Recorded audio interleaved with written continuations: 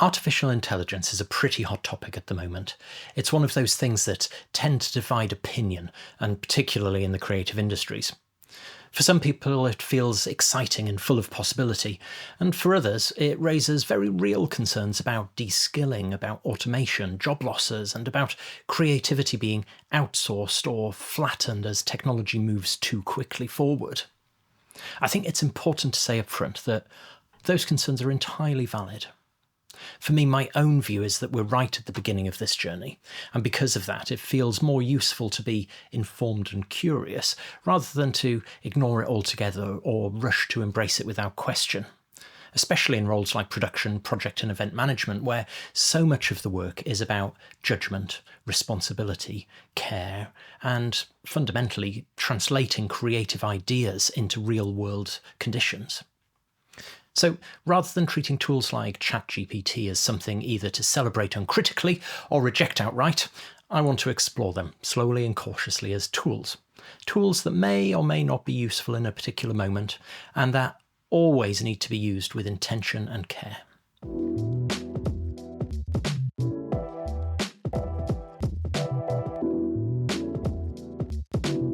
In an earlier episode on this channel, Making Stuff Happen, I talked about project planning as a creative act, not as a bureaucracy and not as a paperwork exercise, but the process of giving an idea enough structure that actually has a chance of existing in the real world. We talked about 4 pillars: our purpose and goals, that external environment that might have factors that impact or influence the success of our projects. We talked about resources and we talked about implementation. This film builds directly on that thinking.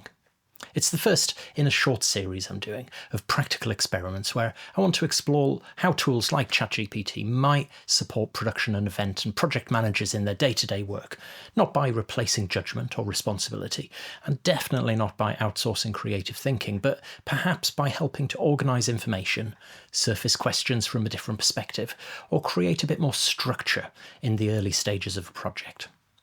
So let's get into it. Can AI help us turn a rough idea into something we can actually start planning?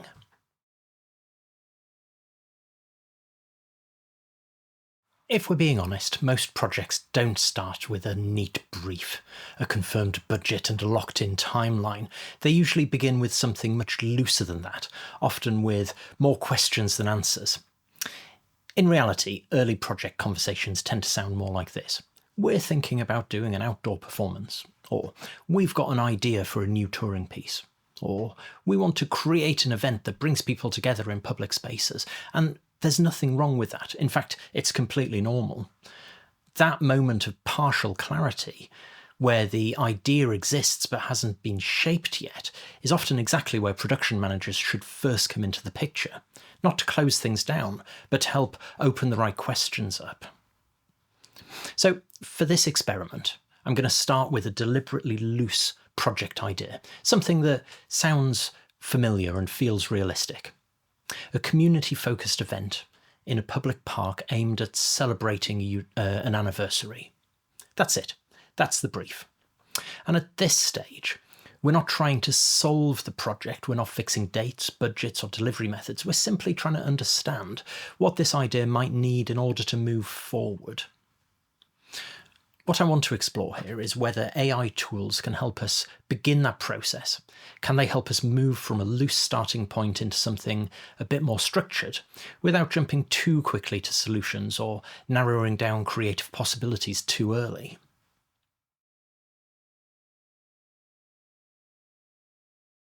One of the things I come back to again and again is that early planning is really about asking better questions and getting clear on purpose.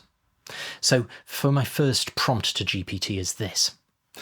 You are supporting a production manager at the early planning stages of a creative project. The project's an event in a public park for a family audience to celebrate the park's anniversary. Break down the early planning process into clear stages, including purpose, structure, key questions and unknowns that need resolving.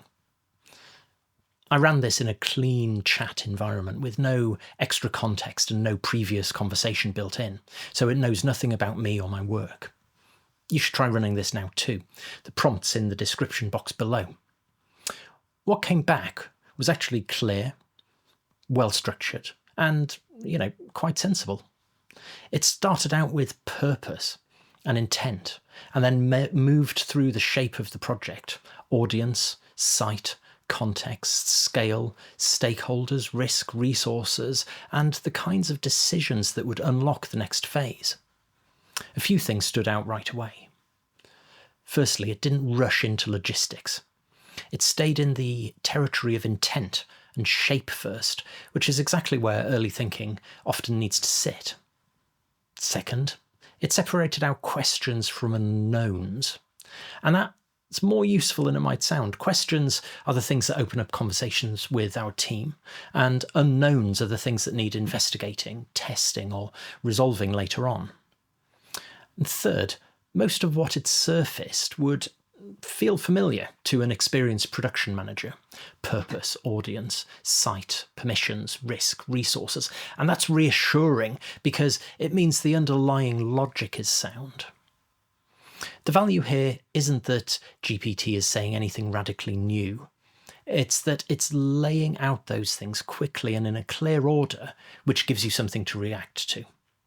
It also helps prompt the right early conversations before things firm up too quickly. What is it actually for? What is it that we're doing? What kind of experience are we making? What sort of shape might it take? I also tried running the same prompt in another AI tool. The interesting thing wasn't that the answers were different, it was how they were different. One response stayed more open. It helped structure the thinking, and it kept things a bit looser for a bit longer. The other moved much more quickly towards action. It started shaping more of a pathway. Both were useful. They were just doing slightly different jobs. And I think that's worth noticing. Sometimes you need something that helps you think more clearly and ask better questions. Other times you need something that helps you take a step forward and start turning that thinking into actions. For me, the value isn't in choosing one or another model or tool. It's recognizing what each approach is doing and using them at the right moment in the process.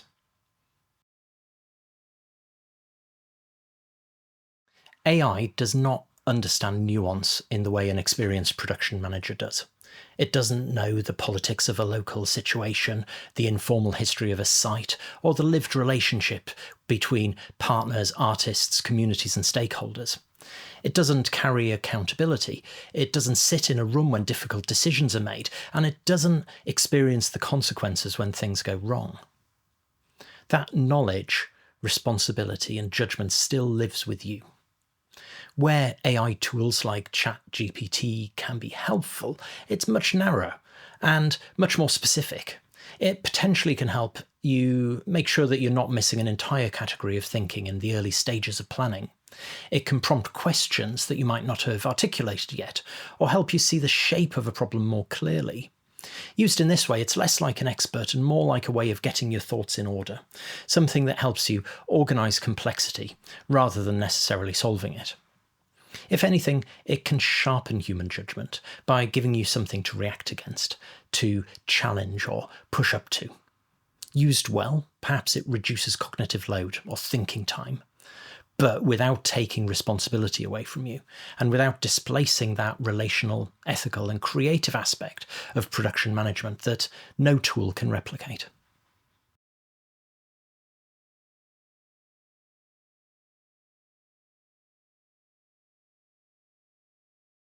The next layer of early planning that often gets overlooked is context. What else is happening around the project? Who else is involved? What external factors might shape what's possible? So the next prompt builds on the first. Based on this project idea, identify relevant external factors a production manager should consider. Include audiences, stakeholders, similar projects, site constraints, timings, and external risks. Now, I ran this in the same chat as a follow-on from our first prompt, so it's building on what we've already discussed.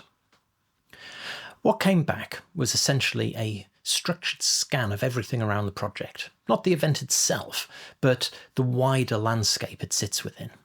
And a few things stood out. Firstly, audience. Even with something as simple as a family audience in our initial prompt, the response immediately started to break that down into different groups. Families with young children, older kids, people already using the park, passers-by, people with access needs. And that's useful because those groups behave very differently. They arrive differently, they stay for different lengths of time, and they have different expectations of the experience. Secondly, stakeholders. The obvious ones come up: local authority, emergency services, funders, but it also flags the less obvious ones. And in practice, these are often the relationships that shape how smoothly a project runs. Then it gets onto the site itself. Rather than treating the park as a neutral space, it starts asking practical questions about ground conditions, access routes, existing structures, noise limits, shared use of the space. And again, none of it's surprising, but seeing it all laid out helps you spot constraints before they become problems. It's also bringing in timing, school holidays, other local events, daylight hours, weather patterns, lead time for permissions, etc., all of which quietly shape what's actually possible. And then finally, it surfaces risk at a broader level. Weather, transport, infrastructure dependencies, not in a detailed, technical way, but as a reminder of the kind of things that sit just outside your control, but still could affect the project. Now, when you take all this together, what it gives you is less of a plan and more of a map, a way of seeing the wider picture early on. And that's really the point of this stage in the planning process. You're not trying to lock anything down. You're trying to understand the shape of the world your project's going to land in. Now, none of this replaces your experience or local knowledge. It doesn't really know your site, your partners, your context.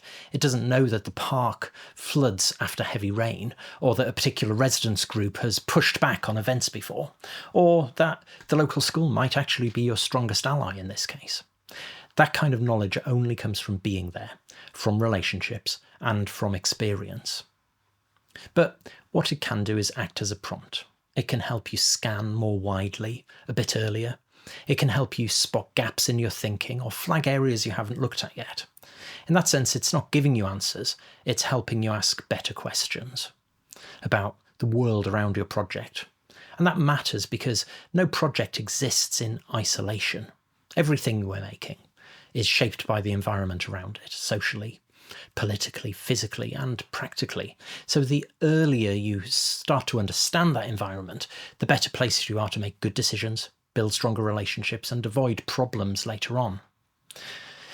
If anything, this kind of structured scan can help you have more informed conversations with partners and stakeholders and creative teams at a point where the project's still flexible. And that's a valuable moment.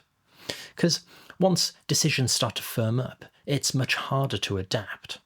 So it's not about replacing your judgment, it's about giving you a clearer view of the landscape you're working in so that your judgment has better information to work with. Now, that brings us back to the core idea again. Planning isn't about limiting creativity, it's about creating the conditions where your creative idea has the best chances of working.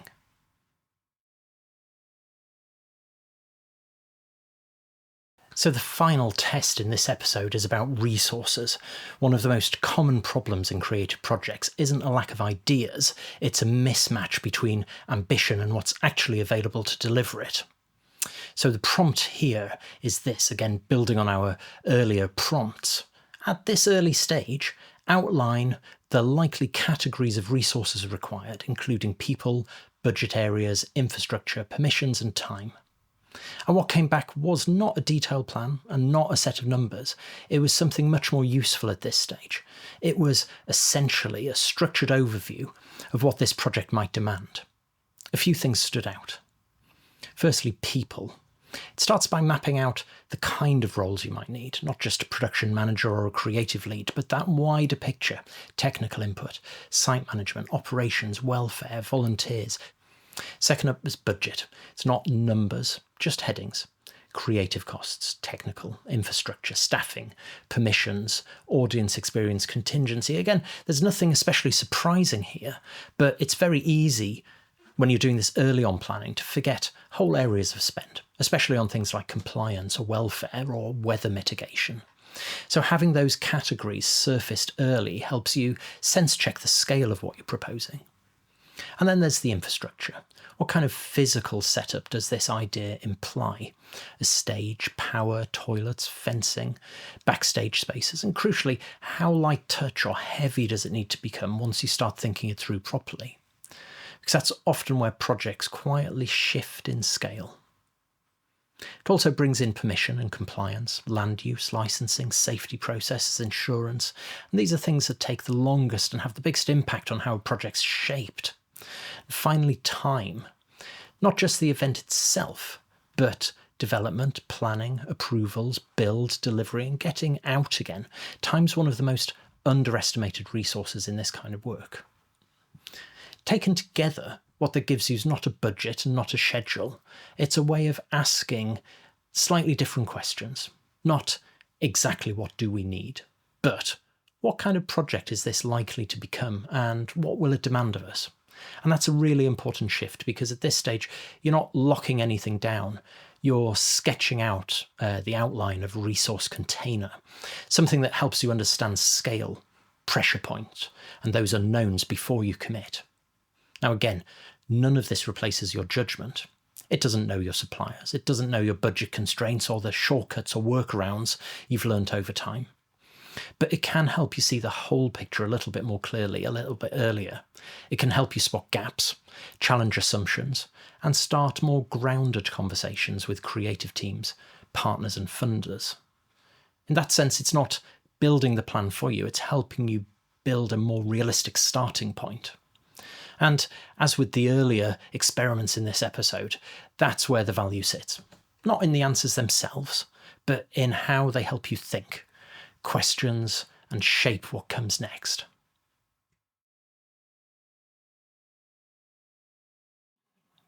So what does this first experiment tell us? Firstly, GPT is not a production manager. It doesn't make decisions, it doesn't carry responsibility, and it doesn't hold context in the way that you do. But it could be a useful thinking partner at the start of a project. Across these 3 tests, we've seen it help with 3 very different things: structuring early thinking, scanning the wider environment, sketching out the shape of what resources a project might demand. None of that replaces experience, but it can help you get past the blank page more quickly and give you something to react to. There's also something else worth thinking about. In this film, everything we've done has only been one way. We've asked a question, looked at a response, reflected on it. What we haven't done is fed anything back in. In practice, that's only the first step of using a tool like this. The real value comes when you start to work iteratively, taking what comes back, adding your own notes, clarifying the brief, challenging assumptions, and then asking again, sharing more context, feeding in decisions as they're made, and updating that picture as the project develops. At that point, the tool becomes less of a one-off prompt and more of a running conversation that evolves alongside a project, and that's where we might start to see some more genuine value. Not because it's giving you answers, but because it's helping you refine the questions, keep track of complexity, and build a clearer picture over time. Used well, that should give production managers more time and headspace for those things that really matter: relationships, creative conversations, and judgment calls. And those things, ultimately, that's what makes stuff happen.